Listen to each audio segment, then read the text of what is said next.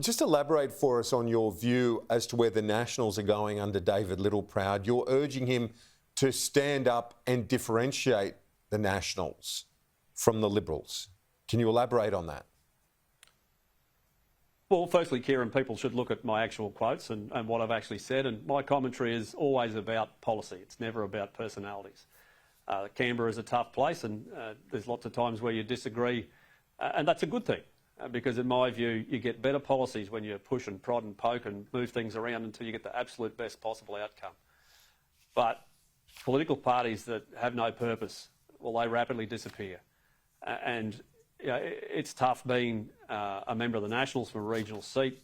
You are always the minority numbers in a coalition. The Liberal Party always have significant more numbers than the Nats. And that's why you've got to have bold policies, you've got to take bold positions, and you have to fight for what matters, because at the end of the day, it is our people who are in lower socioeconomic areas. They have less available cash, $10, $20, $30, $40 for them in a week. That matters.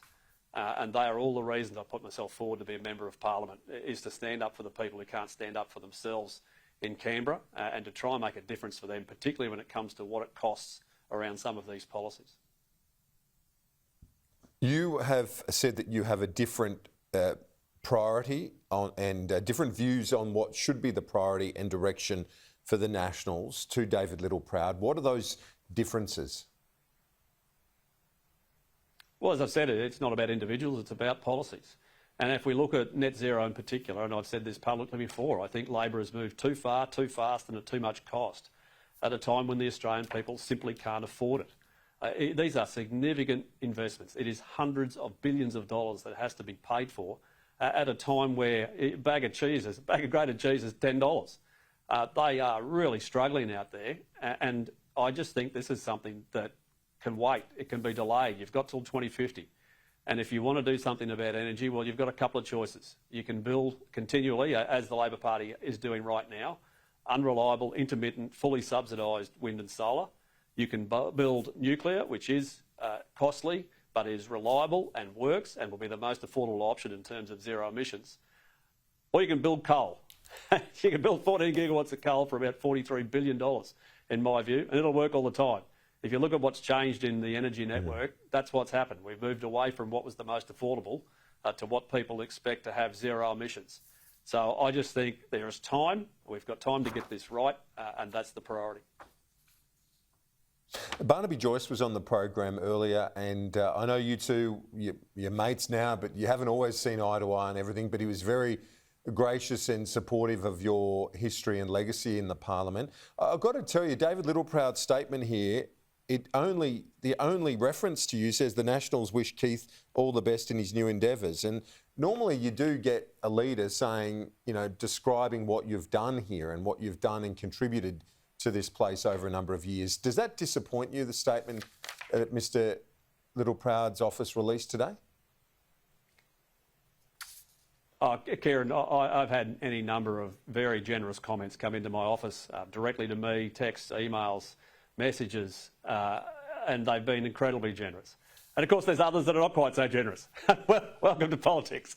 And it's just like an election. You've got to get 50% plus one. You can never get 100% of the people, but I'll leave the commentary to the commentators. I haven't seen what Barnaby said, and you're right. We've had moments where we haven't seen eye to eye, and it's a bit of a character flaw for me, mate, when it comes to politics. I'd rather be right than popular, and my view hasn't changed. We should go back and watch what Barnaby had to say. As I said, he went for quite a while, but he was praising you for your contribution. When you look at the issue of nuclear, you've raised it already. Your Premier in Queensland, he's saying it's not part of their plan. They don't want nuclear in Queensland. He and Jared Bligh, the Deputy Premier of the LNP government. Is this going to be a tricky one heading into the federal election? Well, all policies can be significantly difficult when you're trying to do something as big as this. This is a very substantial change to the way that electricity is generated in Australia. But it's not a new industry anymore. It's an industry which is absolutely necessary to support AUKUS. You will have that technical background and people, because without them you can't support AUKUS. You do have to deal with high-level radioactive waste. Should those state people fall into line? It's up to them. I mean, state premiers under our federation have constitutional responsibilities, and they can do and say and take what policies they like. The coalition's job as it comes into the next election will be to sell this proposition to the Australian people and win the campaign. And mate, I've got to tell you, after announcements like I've made tomorrow, a heartbeat later, you're yesterday's hero. So it'll be up to others. Peter Dutton said he spoke to you yesterday, that he's a friend of yours, and I know you've been very positive about Mr Dutton, said that he'll make a fabulous Prime Minister.